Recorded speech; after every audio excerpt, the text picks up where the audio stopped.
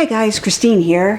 Thank you for being here. Thank you for supporting my channel. Thank you for supporting my creative journey, for sharing yours with me. It really is very exciting for me to learn from all of you and to share with all of you.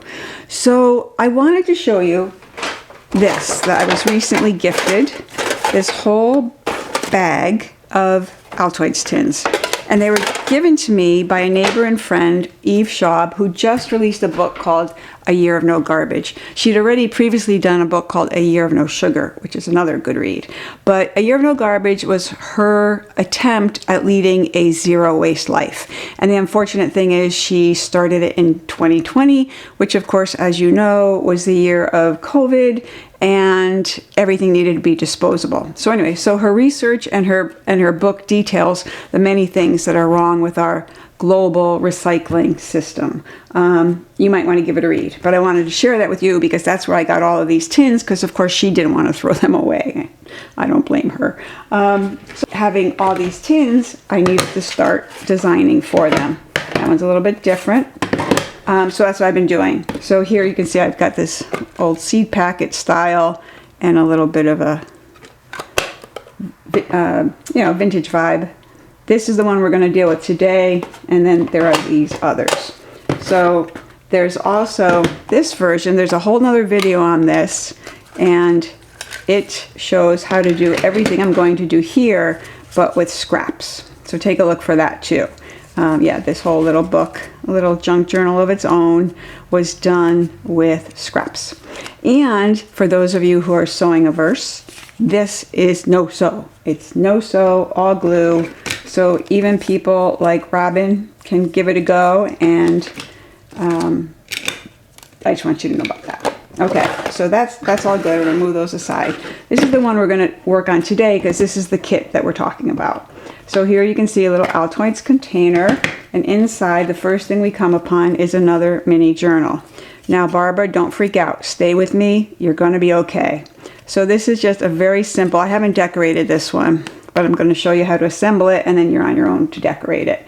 So from the same kit, you can get this kind of book, which is a sewn book. But again, Robin, it's like tying a shoelace. It's easy. Go for it. Then if you really just hate doing little books, or just don't want to, or don't have time, or you have other needs, you can use the same kit to make little tags. And this tag has a pocket and little slide in piece, or more tags. And all of these, has a pocket here. All of these come from this kit.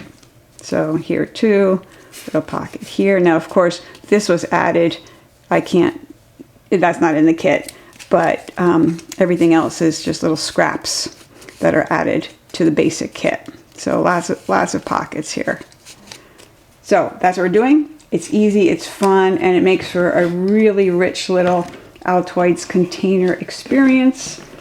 So let's get to work. Okay, so let's see what we need to do to get this book made. First steps first, we printed, and now we're going to cut. So what I've got here are the inner pages printed on regular HP Premium 32, but you can use copy paper, no problem.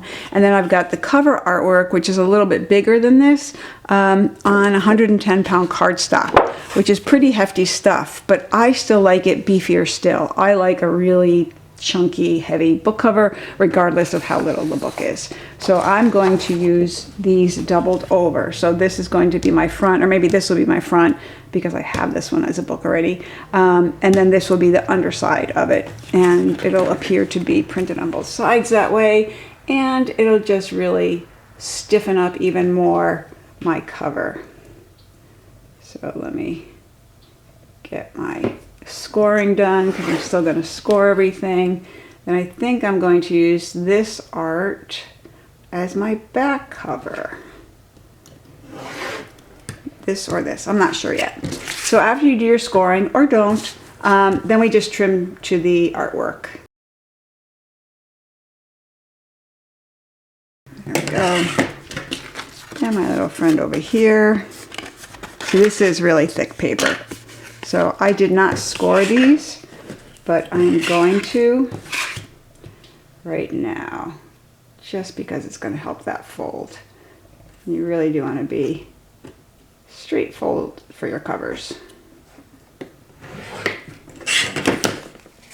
Perfect. Okay, here's my one cover, and then this will be my second cover. Or my front and back covers, I guess is what we call them in the trade. Okay, so now, like I said, you could just cut these apart. This is plenty thick, but I'm still not going to. I'm going to glue them together.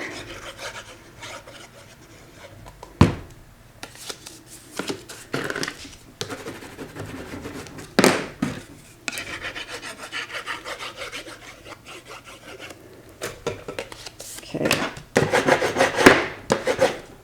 I'm just going to let that glue dry for now. Put those as scraps. They're going to be tags later.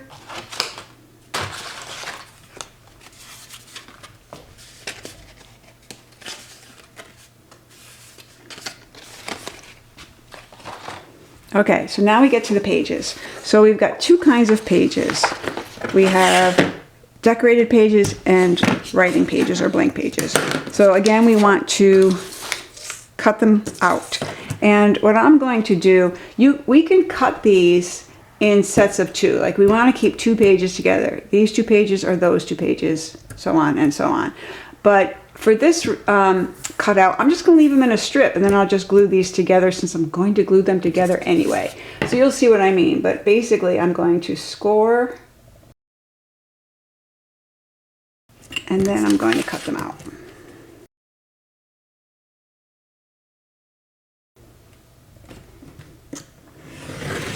So the same is true with these tabs. They're irrelevant for this project, but in the future, you might be happy to have them when I release the other project. So we're just going to cut them off today.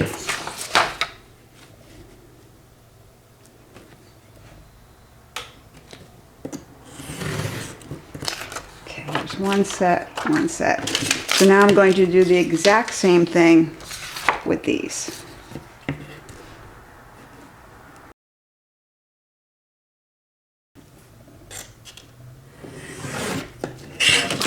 All right, so now what we're going to do with each of these sets of two spreads is we are going to fold on our score lines. We're going to fold the center score up as a mountain and the two sides as valleys. Okay, I'm going to give it a nice burnish. Same thing here, center goes up and the two sides as valleys. Easy enough, right? Okay. And the like with these. So now we have our pages already, except we must do this one other thing, and it's important that we do it now. And boy, I messed up that one. We want the back edges to be really, really straight. There we go. Much better. Okay, so now we need to trim. We need to chomp because the only way this book is going to fit into an Altoids tin. So here's a book, it's the same exact size as this, but it is not going to fit into it. I can't get that one open. It's not going to fit, okay, because it wasn't trimmed. And this one wasn't meant to be trimmed. It wasn't meant for that purpose. But I'm just showing you why we're doing it now. Because once we glue these together, you can cut it, but it's a pain. And I show in the other video in making it from scraps where I forget to do the trimming and I have to cut it by hand. And it's kind of a drag. And you want to use the 1/2 inch larger corners for these, in my opinion. So just do them all. Okay, so now here are our decorated pages. And yes, that's upside down on purpose. I would say that's the bottom. Here are journaling pages and decorated pages. So I'm going to put my book together this way. So it's going to have decorated journaling, decorated journaling. You could cut them up and join them individually, separately, like every two, and you'll see when I'm gluing these together, but I'm not going to. I'm going to do it this way. This is how it was designed. So the first thing I'm going to do is glue together these middle pages.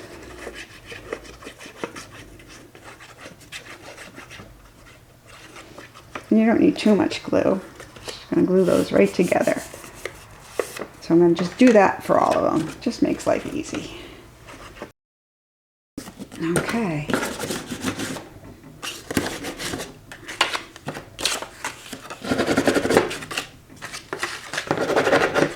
All right, now all we have to do is glue these together. So I know I want, this is my first page, and then this group will be my second batch. So we have our glued together page and our other pages folded against it, and now we're just going to glue them together like so. So it is that easy.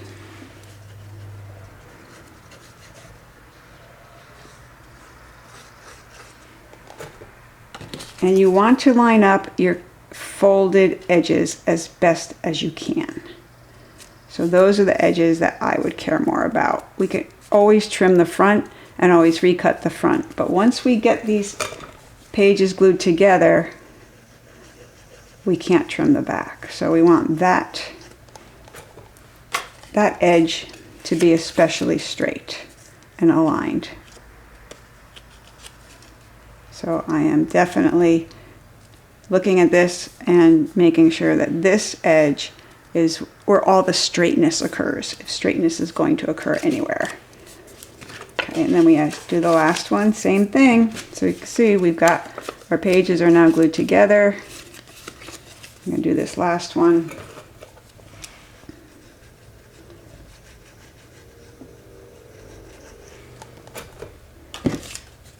Again, aligning the spine edge. Okay. And then, how are we doing here? Yeah, I moved it a little bit. But you can see that's all well and good.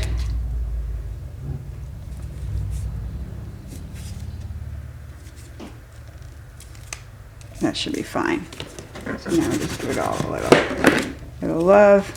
That is fine. Everything is beautiful. Now we can open up our book, make sure that no glue has helped the other pages stick together, which we wouldn't want. Okay, so this page is not glued well. I'm looking, it's way off on that edge, which is okay because we can trim that, and we will. But sometimes it also helps to just give it a nudge in the right direction. Yeah, this one was way off in both directions. There we go. So if you see something like this, we're going to trim this edge anyway. Okay? So we're going to let this dry. All right, so our booklet, our signature block is now dry, and I've made sure that nothing is sticking together that shouldn't be. And I'm going to now trim the foredge just like I might in a regular book because some of it is a little wonky. So I'm going to go with the cover and just sort of eyeball this, and then with a sharp knife just tidy everything up. Now once I do this, I'm going to decurve some of this edge. So I'm going to want to recut my curves. You may not want to. I tend to be a little anal about those sorts of things. So I'm going to go back in and just clean up all the edges. You could do it a few at a time. Okay, so now nice and tidy. So now all that's left to do is glue on these covers. So we also have to trim those. And this is also the point at which if you were going to ink, you would do that now. These are nice thick covers.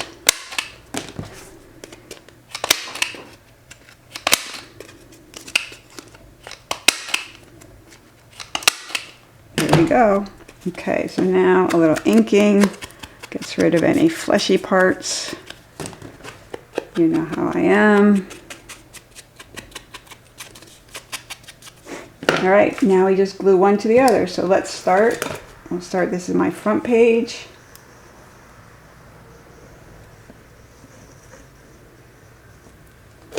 And you kind of cheat it toward the foredge so that there's plenty of room in the back, in the spine edge, for it to open and for the cardboard to not interfere with the back cover. So now I'm just kind of eyeballing it for center, but again, I'm sort of cheating the cover forward. And then put it on the paper.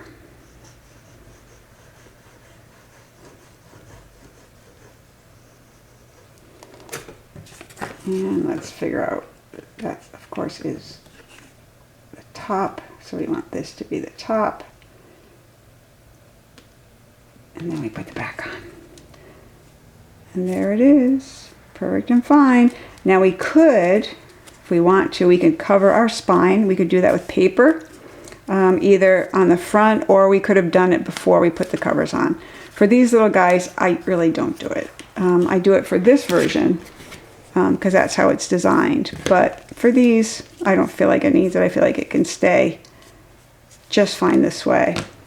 And I guess I cheated it a little forward too much. Now we have this really cute little book. So this is just one way to do it, okay? And it fits in our, well, that one's full. It fits right in our little tin. All right, there's one. Now I'm going to make another video about how to do it and use the same artwork for things like tags, for those of you who don't want to do books and the like. See you in a minute.